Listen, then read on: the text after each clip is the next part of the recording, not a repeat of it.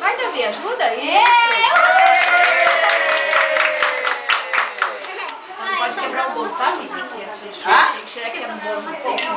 Não aceita. Vai cortar o bolo ou vão ficar olhando pro bolo? Vamos cortar. Davi doidinho pra chorar. Vai cuidar, não, tira a vergonha. Vai lá, Davi, corta o bolo lá pra avó. Ah, o que ele quer? Vai cuidar. Vai lá, Sara, quem que vai cortar esse bolo? Vai comer a vela? Vai. A Sara vai cortar. Vai comer a vela. Vai comer a vela, não?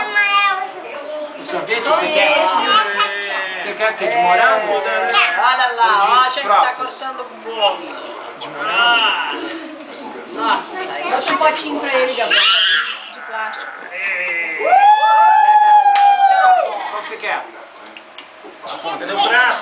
É branco? Prato. Vermelho ou marrom? Morango, Prato. chocolate. De moranguito? Vamos pegar um potilhos pra você, potilhos. O Gabriel trouxe a consolação tá fechada. Vou pegar o potinho. Uma raiva disparada. Nossa.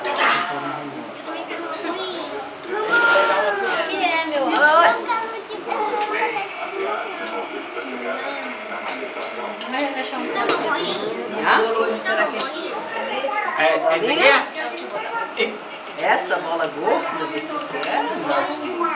Sim, você quer?